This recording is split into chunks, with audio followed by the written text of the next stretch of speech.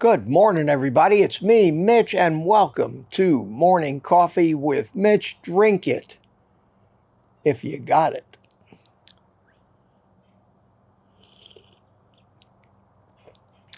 There's just something about a cup of coffee in the morning. I know. Beautiful, beautiful morning. God, it rained like crazy last night, but it's gorgeous this morning. It's about almost 7:30. So the sun is above the horizon. Starting out to be a beautiful day. I want to thank all of you who keep emailing me these links to different things, especially now that we seem to be gaining some optimism that maybe the word might be getting out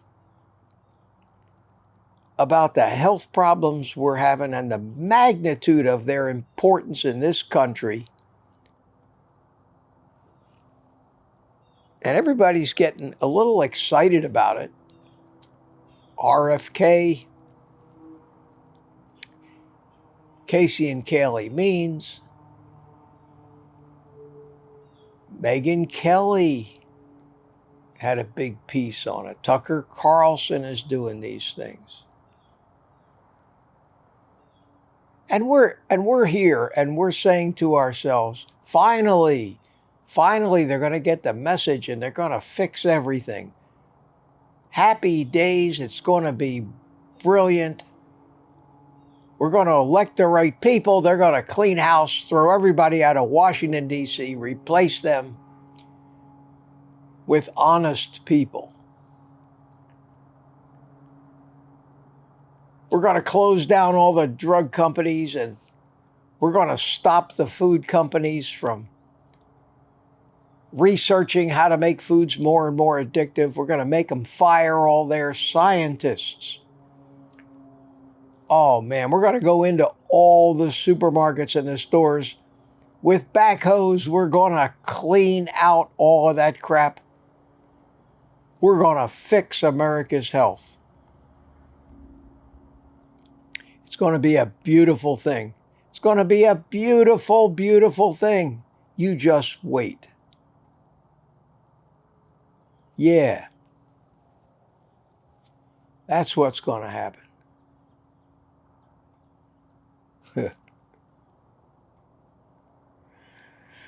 I do appreciate you guys sending me these links. I watch these things. I watch every new documentary that comes out. I get a little optimistic about it. And it still boils down to what can I do? And the answer is very little. Because the reality of the situation is, and I've talked about this before, and I use other examples, is that it's okay for Megyn Kelly and it's okay for Tucker Carlson. It's just okay for Robert Kennedy, even Donald Trump, to talk about making America healthy again. It's one thing to talk about it. But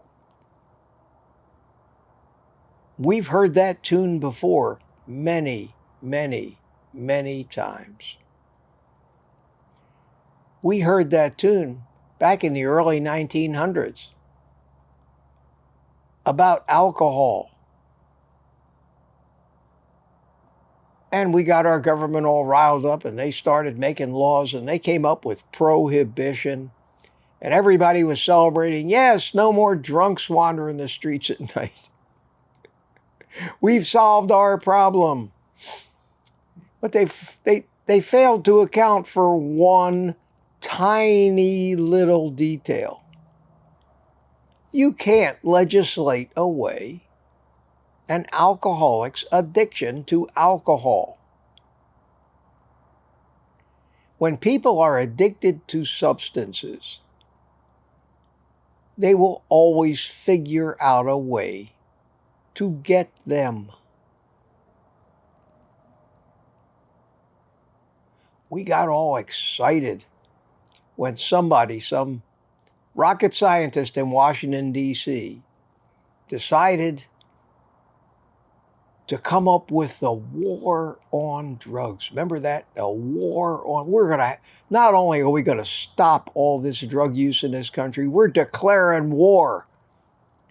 We are declaring war, and the United States of America wins its, well, we almost always win our wars. We had won our wars until my generation, but things change. But we're going to have this war on drugs. Not only are we going to make these drugs completely unavailable, we're going to throw whatever resources it takes. We're going to use our military if we have to. We're going to go down there to South America. We're going to send in our helicopters and troops. We're going to burn the forest. We are going to make sure there's no drugs in this country. How'd that work out for you? War on drugs? You forgot one thing. Addiction. Drug addicts will find drugs. And if they can't buy their drugs from drug cartels, they'll buy it at the local Walgreens after they find a corrupt doctor that can be bribed to write them prescriptions for opiates. So the war on drugs didn't accomplish anything. In fact, it made things worse, because not only did we not stop the flow of more and more powerful illegal drugs over our border, the reason we have lost the war on drugs after all this money, after all these efforts, is that addicts will always find a way to get the substance they're addicted to. That's how strong addiction is. And I've given you two examples of the old college try to get rid of addiction, both alcohol addiction and drug addiction. And yet today in our country, we probably have a greater percentage of both alcoholics,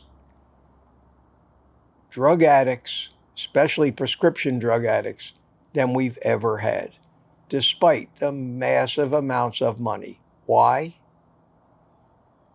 You can't stop an addict from doing whatever it takes, legal or illegal, moral or immoral, to obtain their substance of choice. So I listened to all these lofty plans about how we're going to fix America's health. We are going to make America healthy again. And as much as I admire some of these men, and Robert F. Kennedy, and would like to see them give it the old college try, I can't help, and I know, and I don't want to be a downer about this, but I cannot help being a little pragmatic, given the history of our success curing addiction.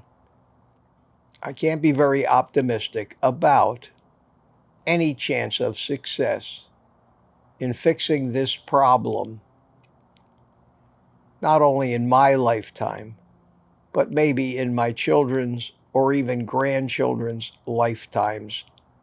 It took this long for that infrastructure, I'll use that word, all the companies to be developed, all the employees, all the jobs, all the ancillary things like trucking, retail, and everything in our economy that has been put in place over the last 100 years to support the distribution and feed the habits and the addictions of the American people.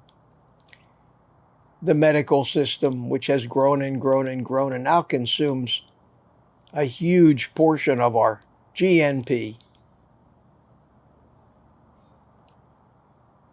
The infrastructure, and I'll use that word, is so massive. So much of the livelihoods of so many people depend on that machine running smoothly with those truckloads and truckloads of pallets full of Doritos, Cheez-Its, cakes and pies. Pepsi, I think, was the first company to buy a fleet of these new Tesla electric trucks. Isn't that special? Isn't that special? Good on you, Pepsi. You're an environmentalist, and your trucks are not going to pollute the air, so they can more efficiently deliver their poison to our children every day. Wow. Wow. What a good company worrying about polluting the environment, but not giving a second thought to paying for, bribing, perpetuating the system that continually feeds a pipeline of sugar to our children, younger and younger every day. What's next, Pepsi? Intravenous right into the womb? Make sure they're addicted before they're born. We all know that's possible. We know about these crack babies. They'll figure out a way to make that happen too. So, not to want to put a damper on all this excitement, enthusiasm that I can get carried away in. I'm a realist. Sometimes realists are downers. But in order to really tackle the problem, you have to define the problem in realistic, not lofty terms. And then there's, well, what do we do in the meantime? Where do we start? Because we can't fix this whole mess overnight. That's for damn sure. Because there's too many addicts that will always find a way to get their sugar and will always resist any advice to make any changes to their lifestyle, because it would mean that they give up their substance of choice. You can't talk a drug addict out of taking drugs until they hit rock bottom. You can't talk an alcoholic out of drinking until they hit rock bottom, have lost everything. And then maybe they'll consider a recovery program. You can't talk a gambling addict out of gambling. They can only want to change at the point where they've lost everything, all their money, their family, their job, and they're homeless. Then they might consider trying to fix what caused all that. And seeing as that carbohydrate addiction simply dwarfs all these other problems in its magnitude,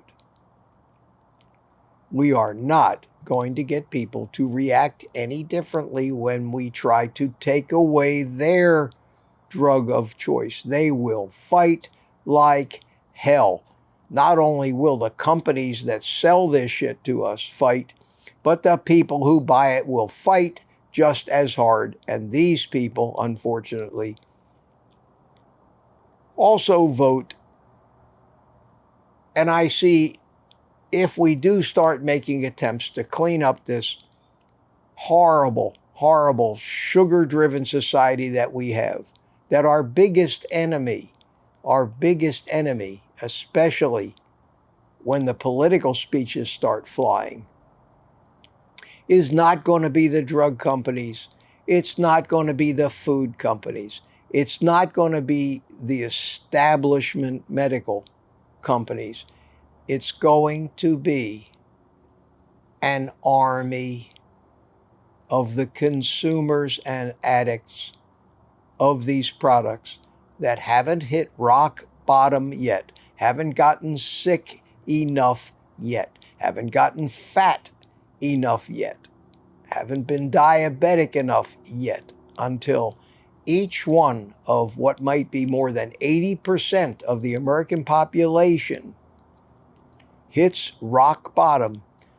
I don't think we have any chance of fixing this. It'll be the battle of the century when we try to take their Coca-Cola, their donuts, their Starbucks foo-foo drinks, their pizzas, their Doritos. When we try to take that stuff away from them and tell them you need to be eating meat, they're not going to put up with it. And if you don't believe me, just think about your attempts to tell these addicts that they should be carnivore. Think about their reaction. Why do you think it would be any different? Because it's been on Megyn Kelly and Tucker Carlson. So I'm sorry, guys, that's the pragmatist in me.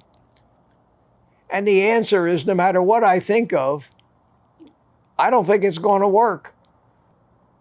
You know, we might think that, well, maybe one day these actual drug companies will come up with a way to treat addiction.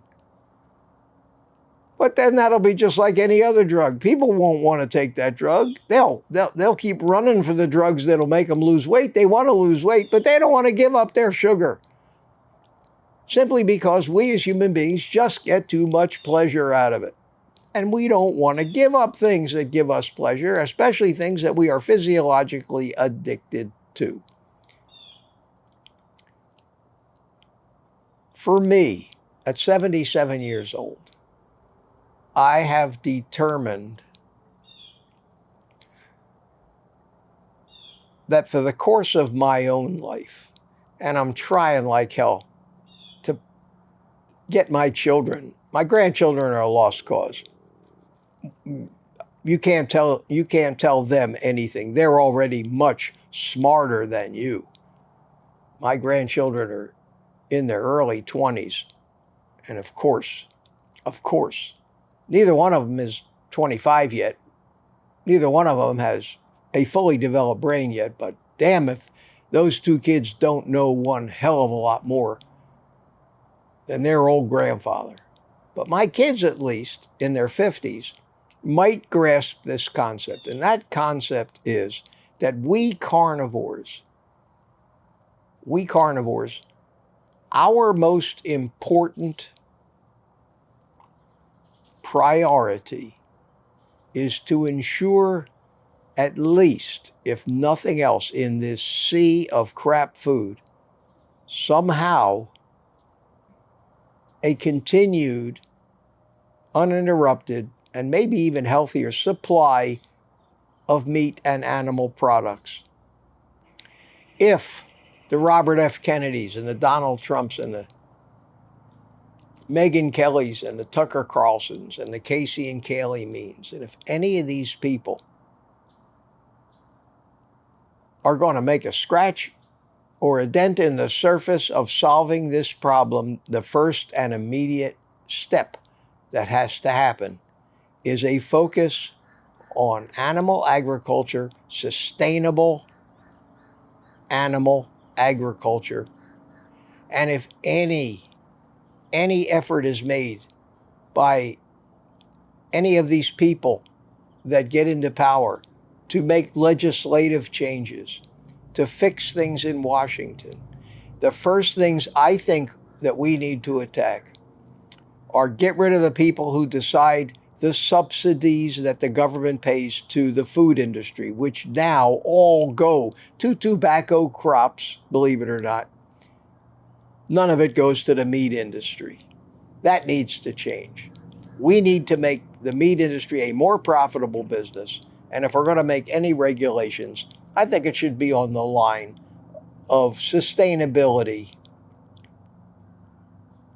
But if we're going to be able to continue to live our lives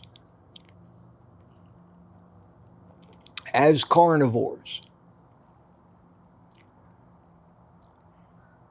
I know this may sound strange, but when we can't find cows anymore, when we can't find chickens or any other meat, when you can't find eggs, when all you can find is chemical crap and plant protein, about the only thing left for us to eat and be healthy would be to chase vegans and eat them. And that's not likely to happen, so that'd be the end, and we would have to start eating crap food just to stay alive, and then we would get all our pains and all our diseases back that we fought so hard to get rid of, and we'd die, and it would be over. And for me, one of the joys I have is that I'm 77 years old, and hopefully that's not likely to happen in my lifetime, but I do worry about my kids. So more and more people maybe need to watch Ken Berry on his little farm up there in Tennessee talking about sustainable farming. And if we ever get into a position of power where people have regained some logic and common sense up there in Washington, I think their first priority must be to attack animal agriculture, sustainable farming, and make it easier and more profitable for more and more people. Tax incentives, grants for people to buy and fix up and operate more small farms with happy cows grazing in fields full of grass, growing out of good soil. And we need to try to get that back. Now, we've got billions of people on this planet to feed, and unfortunately, most of them, being the addicts they are going to keep going into the supermarkets and 7-Elevens and buying tons and tons and tons of crap. And I think we have to stop worrying about them. We can't educate them. We can't take their addictions away. We can't fix them until they hit rock bottom and come to us seeking answers like you and I all did at one point in our life. What we can do is encourage each other, be a great community here, figure out better and better ways for us to survive and do these things, help each other find the foods we need. The rest of that shit is going to have to take care of itself. And it's going to take generations. If we can ever get back to a civilization where we ate food we raised, that'll never happen until the world population gets back to a few 100 million people again. There's just not enough room. There's just too many mouths to feed. The problems we face are astronomical. And I've come to the conclusion that we can't really worry about the billions of people who don't want our help or don't want to know the truth. They just want to feed their addiction. They have to go away through attrition. We can only do for ourselves. Make sure we've got what we need. I know that's survivalist sounding, but I think that's the reality of where we are. It's not a very bright message, but it's real. It's realistic. I probably won't be around in 50 years when all this stuff I just talked about actually plays out the way I talked about it, to say I told you so. But if you're a realist, and most of us are, that's why we're carnivores. We're more clear thinking than most people because our brains are working. You'll agree with me. And we'll focus less and less on all the noise and all the Tucker Carlsons and all the Megyn Kellys and all the videos that you keep telling me I need to watch this because this is going to change everything.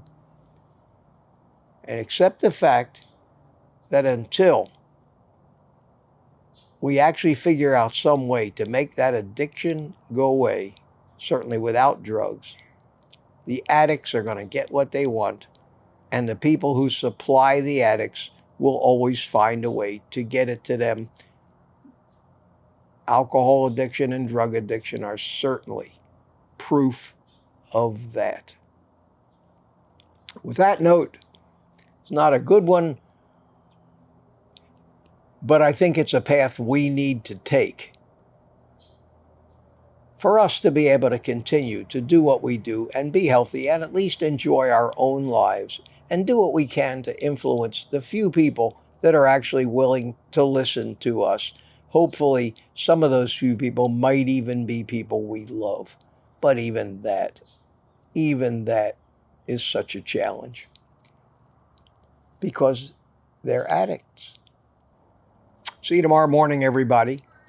Don't forget, this afternoon, I think I got it around 1:30, I'm releasing a video about my smoking adventure the other day. And I think you're going to really enjoy that video. And I hope you watch it all the way through because I know I don't make short videos. But I think there's a lot I know I learned on that day. And I think hopefully you'll pick up some of that stuff too. So look for that video this afternoon on smoking ribs and salmon. And I will see you on Monday morning where we'll fire up a cigar, dance to the musical lighter, and hopefully maybe I can find something a little more upbeat than I talked about today.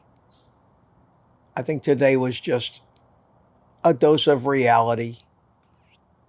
And nobody hopes they're wrong any more than me, but unfortunately, like my t-shirt says, not the one I'm wearing, but the ones you've seen, I may be wrong, but I doubt it. Take the rest of the day off and eat meat.